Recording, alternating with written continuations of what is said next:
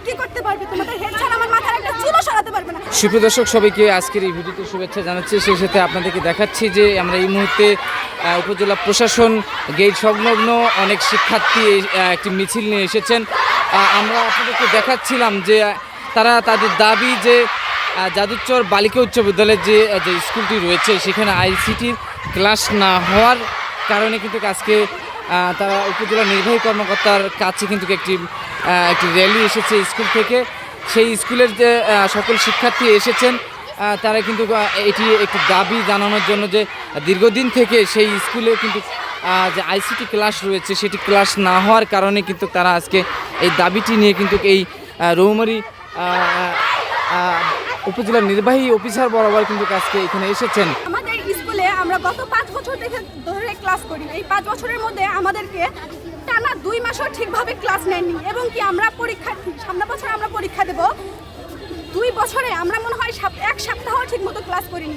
আমাদের ফ্রেন্ডরা যখন উনি ক্লাসে ঢোকে তখন আমরা যখন একসাথে সালাম দেই উনি বলে কি তোমরা কুত্তার মতো এইভাবে একসাথে সালাম দাও কেন? এটা কি কোনো শিক্ষকের ব্যবহার? আর যদি আমরা মানে পড়েও আসি বলে কি তোমরা লেখে বলে ক্লাস থেকে চলে যায়, ঠিক মতো ক্লাস নেয় না। আর বলে একজন বই নিয়ে আসলে যথেষ্ট, একজনের বই দেখে আমরা কি সবাই পড়তে পারবো? উনি আমাদেরকে এমনভাবে ব্যবহার করে যে আমরা মনে হয় স্টুডেন্ট না, আমরা মনে করি বাহিরের অন্য কিছু। আমরা যতবার আমরা হেড স্যারের কাছে মানে কমপ্লেন করেছিলাম, নোটিশ দিয়েছিলাম, হেড স্যারও কিছু করতে পারিনি। যখন হেড স্যারকে নোটিশ দেওয়ার পরে উনি বলছে যে তোমাদের হেড স্যার আমার কি করতে পারবে? তোমাদের হেড স্যার আমার মাথার একটা চুলও সরাতে পারবে না। উনি আমাদের হেড স্যারকে অপমান করে কথা বলছে।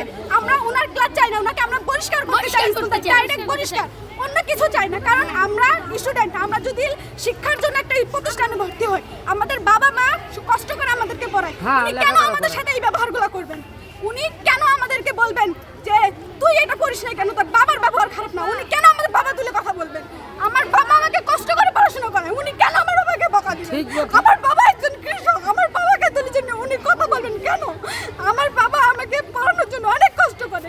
তাহলে উনি শিক্ষক হয়ে উনি যদি এই মর্যাদা না বোঝেন তাহলে এই মর্যাদা আমাদেরকে কে দিবে?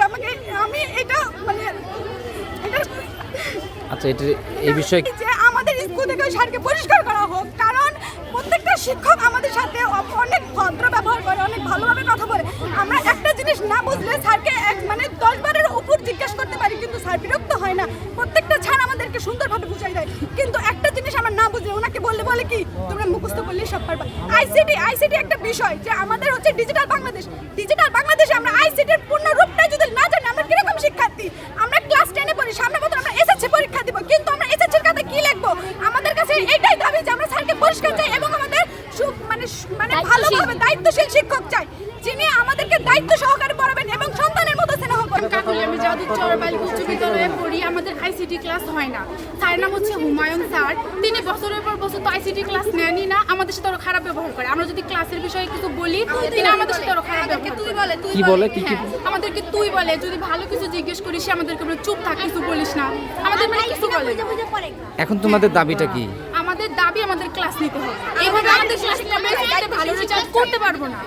আমাদের টিচার চাই, ভালো টিচার চাই, ওই টিচার আমাদের যদি কোনো মেয়ে হচ্ছে দেখো কোন ক্লাসে পড়ো? আমি ফাহমিদা, আমি ক্লাস 9 এ পড়ি, যাদুচর বালিকা উচ্চ বিদ্যালয়। আমাদের আইসিটি ক্লাসটা হয় না। আমাদের স্যার আইসিটি ক্লাসে যায়, সপ্তাহে একদিন ক্লাস, যদি টিফিনের আগে ক্লাসটা হয় স্যার নেয়, টিফিনের পর ক্লাস থাকতে স্যার ক্লাসটা নেয় না। এমনকি আমাদের ক্লাসে শশী ও পর্দা করে, ও যদি পর্দা করার পর যদি কোনো কোশ্চিন করে উনি কোশ্চিনের উত্তর দেয় না, বলে পর্দা করে কোনো কোশ্চিনের উত্তর দিবি না, বা মানে তুই করে বলো তুই পর্দা করলে মুখ খুলে কথা বলবে। একজন পর্দা করা মেয়েকে এরকম ভাবে কথা বলার অধিকার তাকে কে দিবে?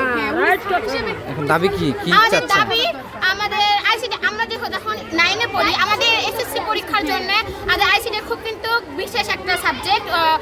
আমরা চাচ্ছি যে কোনো দক্ষকারী একজন শিক্ষককে সাবজেক্টটা দেওয়া হোক, বা উনি নিয়মিত ক্লাস নিক। উনি তো নিয়মিত ক্লাস নিবেই না, আমরা তার হয়